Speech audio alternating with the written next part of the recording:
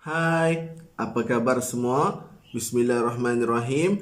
Assalamualaikum warahmatullahi wabarakatuh. Baiklah, jom kita belajar Bahasa Melayu tahun 5 Sekolah Jenis Kebangsaan.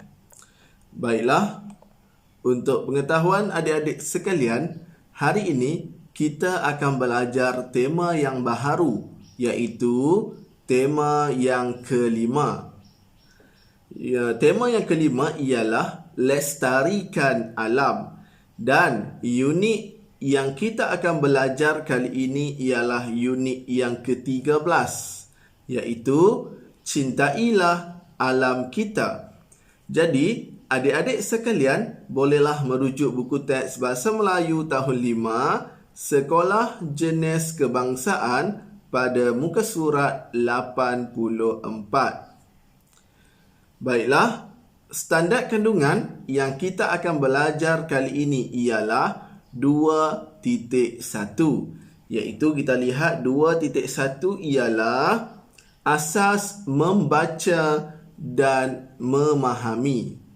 Seterusnya, standard pembelajaran yang kita akan belajar kali ini merupakan kandungan asas dalam dokumen penjajaran kurikulum versi 2.0 bagi subjek Bahasa Melayu tahun 5 Sekolah Jenis Kebangsaan, iaitu 2.1.1, membaca dan memahami maklumat tersurat dan tersirat untuk memberikan respons.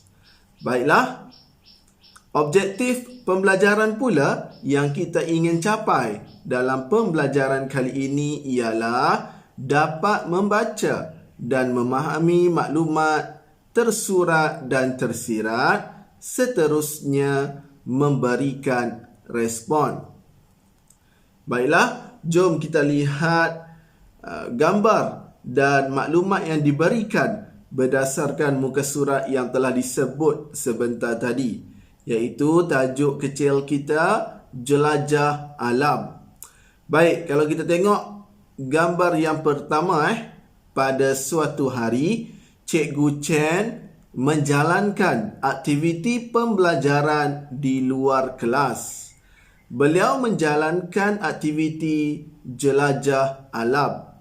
Aktiviti itu bertujuan untuk mendidik murid-murid agar memelihara dan melestarikan alam. Jadi respon yang terdapat di situ, mengapakah alam perlu dipelihara? Alam perlu dipelihara agar kita dapat menikmati kehidupan yang selesa dan selamat. Baik, untuk gambar nombor 2, 3 dan 4, cikgu akan pergi satu persatu. Kita akan lihat maklumat tersurat, maklumat tersirat, seterusnya respon. Baiklah, gambar yang kedua, kita lihat dulu maklumat yang diberikan. Cikgu Chen dan murid-muridnya duduk di bawah pohon yang rendang. Cikgu Chen menerangkan kepentingan pokok kepada mereka. Pokok menghalang cahaya panas matahari dan mengurangkan kepanasan suhu di bumi. Jadi, soalan untuk respon yang terdapat dalam gambar 2. Nyatakan kesan jika pokok ditebang. Jom kita lihat maklumat dan respon berdasarkan gambar kedua.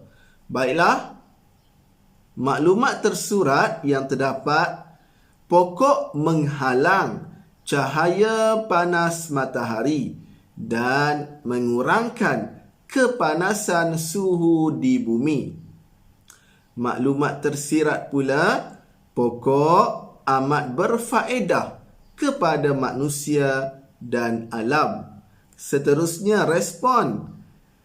Jika pokok ditebang, suhu di bumi akan menjadi panas dan bencana alam seperti tanah runtuh akan berlaku. Jom kita lihat pula gambar seterusnya, iaitu gambar ketiga, dan apakah maklumat yang terdapat di situ.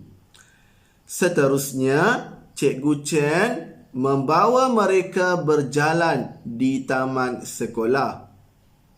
Suasana di taman itu sunyi. Mereka berasa tenang kerana tiada pencemaran bunyi di situ. Menurut Cikgu Chen, pencemaran bunyi disebabkan oleh bunyi bising daripada kenderaan, kerja pembinaan dan operasi kilang. Baiklah, soalan untuk respon yang terdapat dalam gambar ketiga. Apakah kesan pencemaran bunyi kepada manusia? Jom kita lihat maklumat dan respon berdasarkan gambar yang ketiga. Baiklah, maklumat tersurat. Pencemaran bunyi berlaku disebabkan oleh bunyi bising daripada kenderaan, kerja pembinaan dan operasi kilang. Maklumat tersirat pula, pencemaran bunyi mendatangkan kesan buruk kepada manusia. Seterusnya respons, manusia akan mengalami gangguan yang boleh menjejaskan kesihatan mental dan fizikal mereka. Baiklah, gambar yang terakhir iaitu gambar yang keempat. Sebelum aktiviti itu berakhir, Cikgu Chen membawa murid-muridnya ke kolam ikan. Air di dalam kolam itu sangat bersih. Cikgu Chen menerangkan kepentingan memelihara sumber air daripada kolam, sungai, laut dan tasik. Kawasan tersebut menjadi habitat pelbagai hidupan. Baiklah, soalan untuk respon yang terdapat dalam gambar yang keempat. Bagaimanakah kita dapat memelihara sumber air daripada sungai dan tasik? Jom kita lihat maklumat dan respon berdasarkan gambar sebentar tadi. Baiklah, maklumat tersurat, kawasan tersebut menjadi habitat kepada pelbagai hidupan.